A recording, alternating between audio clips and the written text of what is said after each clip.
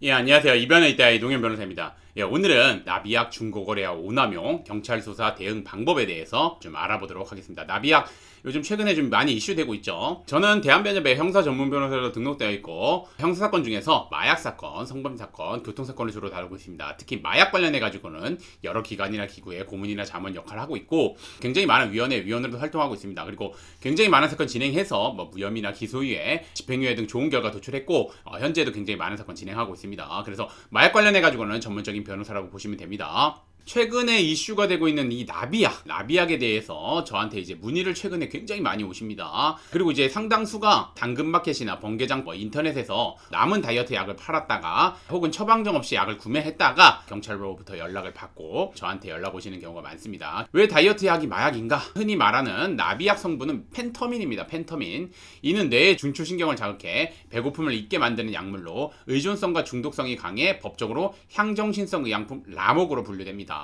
즉 법적으로 필로폰이나 대마와 같은 마약류 범주의 안에서 관리된다는 겁니다. 그러니까 향정에 포함된다는 겁니다. 향정에. 필로폰은 향정 라목이고 대마는 그냥 대마죠. 이게 다 마약류에 포함되고 펜터민 같은 경우는 라목에 해당하기 때문에 향정, 마약 다 포함되죠. 따라서 의사의 처방 없이 이를 사고 파는 행위는 단순히 중공거래가 아니라 마약 유통, 매매 등으로 간주되어 엄중한 처벌을 받게 될 수 있습니다. 그래서 가장 많이 적발되는 사례가 보통 중고거래입니다. 중고거래, 남은 약 재판매입니다. 그래서 사례를 보시게 되면 약이 독해서 안 먹고 남았는데 버리기 아까우니까 싸게 넘겨요. 이렇게 해서 올리는 경우가 있습니다.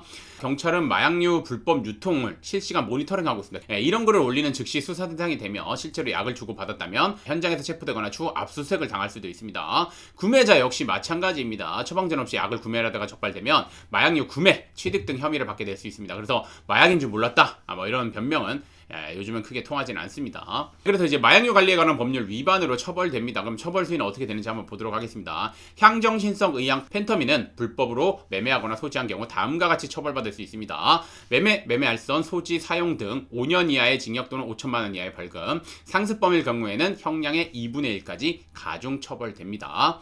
단순 초범이라 하더라도 마약 범죄는 구속수사를 원칙으로 하는 경우가 많고 향후 취업이나 해외여행 등 일상생활에 엄청난 제약이 따르는 마약 전과가 남게 될 수 있습니다. 그래서 이제 경찰 조사를 앞두고 있다면 대응 전략 3단계를 제가 좀 말씀드리겠습니다. 이미 경찰로부터 연락을 받았다면 당황해서 증거를 인멸하거나 거짓말을 하는 상황은 최악으로 만듭니다. 이거는 형사 전문 변호사와 함께 아무리 가벼운 사안이라 하더라도 다음과 같은 준비를 해야 됩니다. 우선 첫 번째, 영리 목적은 아니었다.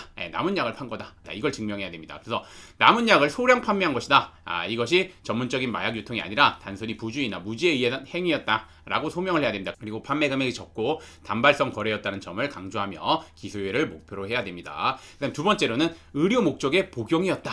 이거는 이제 구매자 입장이죠. 본인이 복용할 목적으로 처방받았던 기록이나 과거 비만 치료 내역 등 상세히 정리하여 투약의 고의성이 쾌락이 아닌 치료에 있었음을 분명히 해야 합니다. 그다음에 마지막으로 이거 가장 중요한 거, 반성하는 태도와 재범 방지를 이제 보여줘야 됩니다. 마약 사건에서 재판부에서 아니면 수사기관에서 가장 중요하게 여기는 것이 재범의 가능성입니다. 다시는 이런 약물에 손대지 않겠다는 단약 의지와 교육 이수 등을 담은 양형 자료를 준비해 제출해야 되고 당연히 법률적인 의견을 포함해가지고 제출해야 되겠죠. 나비약은 다시 한번 정리하면 향정 라목에 해당하고 처벌 수위 굉장히 높습니다. 그리고 최근에 굉장히 이슈가 되기 때문에 이게 혐의를 받게 되면은 구속수사를 받게 되거나 사안에 따라서는 징역형이 선고될 수도 있습니다. 그렇기 때문에 초기부터 적극적인 대응을 해야 되고 여러분들 잘 아셔야 되는 게 기소유예를 받는 거랑 기소가 돼가지고 마약 전과가 생기는 거랑은 차원이 다릅니다. 그렇기 때문에 사안이 아무리 가볍다 하더라도 최대한 기소유예를 받아야 되는 부분이고 그 다음에 최근 같은 경우는 기소유예를 잘 안 내려줍니다. 그래서 초기부터 정말 적극적으로 대응해야지 기소유예가 내려집니다. 그래서 저 같은 경우도 나비약 사건 굉장히 많이 하는데 초기에 정말 적극적으로 대응해야지 요즘 기소유예 나오고 있습니다. 그래서 저랑 진행하시게 되면 제가 초기부터 첫 경찰 조사 전부터 의견서나 이런 거를 미리 다 제출하고 꾸준하게 양형자료 제출하고 이렇게 함으로써 기소유예를 잘 마무리하는 경우가 많습니다. 그래서 당부드리지만 혼자서 대응하지 마시고 저같이 마약 관련해가지고 경험과 노하우가 풍부한 변호사님의 도움을 받아서 최대한 당사자들한테 유리한 방향으로 사건을 진행하는 것이 바람직하다는 거 말씀드리면서 오늘의 주제는 여기까지 마치도록 하겠습니다. 저는 이변엔 있다의 이동현 변호사였습니다. 감사합니다. 변호사를 수임하고 싶은데 어떤 변호사님을 수임해야 되는지 제가 그거에 대해서 설명을 드리겠습니다. 뭐 저는 항상 말씀드립니다. 저는 마약 사건이 문제가 된 경우, 특히나 뭐 마약이나 성범죄 같은 경우는 문제가 된 경우 저 아니어도 되니까 변호사님을 선임하셔야 되고, 변호사님을 선임하실 때는 꼭 이런 사안들을 확인해 주셨으면 좋겠습니다. 꼭 확인하셔야지 본인 사건에 유리하게 되고 본인을 위해서 변호사님이 열심히 일할 겁니다 라고 말씀드립니다.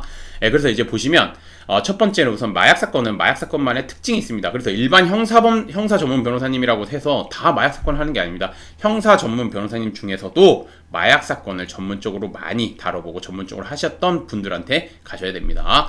그래서 이제 마약 사건에 대해서 경험이 풍부한 변호사님을 찾아야 됩니다. 왜냐면 이거는 마약 사건 같은 경우는 초기 대응 굉장히 중요하고, 그 다음에 수사기관에서 어떻게 진술하는지에 따라서 결과가 확연하게 달라지고, 아까도 말씀드린 것처럼 초기에 이제 혐의를 인정하더라도 초기에 어떻게 진술하는지 그런 거에 따라서 결과가 달라지기 때문에 경험이 풍부하신 분들이 이제 마약 사건과 관련해가지고 이제 뭐 조사를 받으러 가거나 그럴 때 이제 같이 가서 분위기나 아니면 이제 뭐 수사기관에서 들고 있는 자료나 이런 거를 확실하게 보고 정확하게 중간중간에 정확하게 방향을 설정해 주기 때문에 이거는 경험이 풍부한 변호사님을 맡기는 게 맞습니다. 그래서 뭐 제가 이런 사안이 있는데, 마약 전문이라고 해가지고 이제 광고를 보고 사건을 맡기셨다가 1심에서 법정 구속돼서 이제 저한테 오시는 경우 굉장히 많습니다. 그래서 이제 항소심에서 저와 좀 대응을 해서 뭐 결국엔 이제 집행유예를 받아서 이제 풀려나는 경우가 많은데, 이런 사건을 진행하면서 이제 제가 뭐 이전에 진행했던 로펌이나 변호사님들이 작성한 기록이나 아니면 뭐 대응한 그런 것들을 쫙 보게 되겠죠. 왜냐면 기록을 볼 수 있으니까.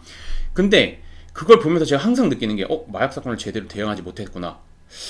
이거 제대로 대응했으면 이제 법정 구속되지 않았을 건데, 뭐 이런 생각을 하는 경우가 많습니다. 특히나 이제 뭐 광고를 좀 많이 하는 사무실이나 아니면 뭐 대형 펌이라고 해가지고 이제 광고를 하거나, 아니면은 이제 뭐 변호사님 수가 많다고 하고 광고를 하거나, 뭐 정관이 있다고 광고를 하거나, 뭐 이렇게 경우가 굉장히 많은데, 실질적으로 제가 그 의견서나 이런 거를 보면 이게 뭐 제대로 대응했는지 의문이 드는 경우가 굉장히 많습니다. 특히나 아무튼 그래서 제가 좀 당부드리는 건 뭐냐면, 여러분들 광고에 현혹되지 마시고 직접 변호사님 상담을 하시거나 아니면 전화 상담을 하시고 그 변호사님이 직접 사건을 진행하는지도 꼭 확인하셔야 됩니다. 그래서 그거 좀 당부드리겠습니다. 그래서 그거 좀 확인하시고, 그 다음에 이제 마약 사건 많이 다뤄보고 마약 사건에서 많은 좋은 결과를 도출해낸 변호사님이신지 꼭 확인하셔야 됩니다. 그리고 두 번째로는 변호사들도 이제 굉장히 뭐 저도 변호사지만 변호사들도 굉장히 그 경쟁이 많기 때문에 결과를 확답해 주면서 수임하려고 하는 변호사님들이 있습니다. 이건 무조건 기소유예 받아주겠다. 이건 집행유예 받아주겠다. 이거 구속 안 되게 해드리겠다. 이거 무혐의 받아주겠다. 무죄 받아주겠다. 확답하시는 변호사나 로펌은 저는 무조건 피하라고 합니다. 왜냐면 그렇게 수임했다가 오시는 경우 굉장히 많습니다. 그리고 굉장히 많은 돈에 수임료를 지출하고, 그러니까 수임료를 주신 거죠. 주시고 났음에도 불구하고 뭐 사건을 진행하는 거 보면 진짜 솔직히 말씀드리면 거의 뭐 초짜 변호사가 진행하는 것처럼 뭐 진행도 제대로 안 되는 경우도 많고, 왜냐면 제가 사건을 받으면 제가 이전에 제출했던 자료나 이런 걸 쫙 볼 수 있기 때문에 그런 걸 보게 되면 정말 답답한 경우 굉장히 많습니다. 그리고 저한테 그럽니다. 변호사님 이거 무조건 무죄 받게 해준다는데요. 이거 기소유예 받겠다고 해준대요. 이거 근데 못 받았어요. 그 다음에 근데 수임료는 수임료대로 드렸어요. 이렇게 하시는 경우가 많습니다. 그래서 제가 정말 당부드리지만 여러분들한테 결국 확답하는 변호사님이나 로펌은 여러분들 기만하는 거라고 생각하시면 됩니다. 그래서 절대 그런 분들 수임하시면 안 됩니다. 이게 왜냐면 사람이 판단하는 거기 때문에, 여러분 1심에서 무죄 나왔던 게 2심에서 유죄가 되고 1심에서 무죄 나왔던 게 2심에서 유죄가 되는 게 왜 그렇겠습니까? 법원에서, 즉 사람이 판단하기 때문에 관점에 따라 결과가 달라지기 때문입니다. 판사님마다 그 관점에 따라 달라지는데, 즉 사람이 판단해서 관점에 따라 달라지는 건데, 그걸 확답하는 것 자체는 뭐 판단 주체가 아닌 이상 확답을 할 수가 없습니다. 그렇기 때문에 이렇게 확답하시는 변호사님들은 그냥 여러분들이 기만한다 생각하시고 절대 수임하시면 안 됩니다. 그리고 뭐 그러신 분들도 있습니다. 뭐 그 변호사님이 자신감 있게 얘기해서 수임했다, 자신이 있어서 그런 거 아니냐. 아닙니다, 여러분. 아닙니다. 여러분 그냥 여러분들을 그냥 수임하려고 하는 목적밖에 없습니다. 그러니까 그런 거 잘 확인하셔야 됩니다. 저 같은 경우도 제가 무죄 받을 사안이나 무혐의 받을 사안에 대해서도 저는 절대 확답을 먼저 안 드립니다. 그러니까 가능성이 좀 높아 보여도 클라이언트 분들한테 항상 저는 그렇게 말씀드립니다. 이거 사람이 판단하는 거기 때문에 제가 정확하게는 말씀을 못 드리는데, 우선 억울한 부분에 대해서는 제가 최대한 최선을 다해서 제가 할 수 있는 범위 내에서 최선을 다해서 사건을 진행해 드리겠다. 그리고 사건을 진행할 거다 라고 약속을 드립니다. 즉 다시 말하면 제가 결과는 확답드리지 않고 저는 최선을 다해서 사건을 진행하겠다는 거는 확답을 드립니다. 그리고 저는 실제 그렇게 진행하고 있습니다. 아무튼 그래서 결과 확답하는 변호사님이나 로펌 반드시 피하셔야 됩니다. 마지막으로 한 가지 더 말씀드리면, 여러분들이 상담하실 때 이제 뭐 보통 사무장이나 이제 뭐 직원이나 실장 이런 분들이랑 상담하시는 경우가 많은데, 절대 그런 분들이랑 상담하시면 안 되고, 직접 변호사와 상담하시는 곳을 찾아가셔야 되고, 직접 변호사와 상담을 하셔야 합니다. 그리고 상담하시는 변호사가 그리고 대한변협 형사전문 변호사로 등록되어 있는지 꼭 확인하시고, 그 다음에 이제 마약 사건 많이 진행해 보신 변호사님이신지도 꼭 확인하셔야 됩니다. 그리고 한 가지 더 말씀드리면, 상담하신 변호사님이 직접 사건을 진행하고, 직접 사건을 진행한다는 건 뭐냐면, 본인이 직접 수사기관의 조사에 참여하고, 본인이 직접 재판에 참석하고, 본인이 직접 의견서를 작성하고, 이런 걸 말씀드리는 겁니다. 이거 왜냐면, 여러분들이 사건을 수임하면 알겠지만, 이제 일반적으로 로펌이나 그런데 뭐 수임을 하시다 보면, 상담한 변호사는 A 변호사인데, 조사 당일날 나온 변호사는 B 변호사, 재판 당일날 나온 변호사는 C 변호사, 아니면 B 변호사, 이렇게 나오는 경우가 많습니다. 그리고 갑자기 수임하고 난 다음에 계약금을 다 보내고, 뭐 아니면 뭐 이제 수임료를 다 이체하고 나서는 갑자기 담당 변호사라고 해가지고 전화가 오는데, 그런 변호사님들 보통은 이제 일반적으로 어쏘 변호사라고 해가지고 이제 그 신입 변호사님들, 그러니까 그 초임 변호사님들이죠. 그러니까 변호사 된 지 얼마 안 되신 분들, 뭐 경력이 많지 않으신 분들이 사건 진행하는 경우가 많습니다. 제가 그분들을 뭐 능력이 떨어진다 뭐 이런 게 아니라, 그분들도 당연히 똑똑하고 당연히 할 수 있습니다. 하지만 제가 말씀드린 건 뭐냐면, 마약 사건이나 이런 거 같은 경우에 경험이나 노하우가 굉장히 중요한 겁니다. 근데 그렇기 때문에 이제 여러분들이 굉장히 많은 수임료를 내고 이제 상담하신 변호사님을 믿고 이제 수임을 했는데, 실제 진행하는 변호사님은 전혀 다른 변호사님이 진행하고 있으니까, 그런 거 같은 경우는 그런 변호사님을 수임하시면 안 되고, 만약에 수임하더라도 이제 계약서에 그런 내용은 좀 명시할 필요가 있습니다. 그래서 그건 좀 잘 알아두셨으면 좋겠고, 그리고 저 같은 경우는 저랑 상담하고 저가 직접 진행하고 제가 직접 연락을 받고 다 그렇게 합니다. 일반적으로 이제 뭐 비서분이나 이제 뭐 실장님이나 아니면 뭐 사무장님 통해서 이제 연락을 주고받는 경우가 많은데, 저 같은 경우는 제가 직접 연락을 주고받고, 제가 클라이언트분들이랑 직접, 뭐 당연히 답답하겠죠. 그러니까 사건을 진행하는 변호사한테 직접 들어야지, 그걸 뭐 사무장이나 뭐 실장님이나 아니면은 뭐 직원분들한테 들으면 답답하죠. 건너 들으니까.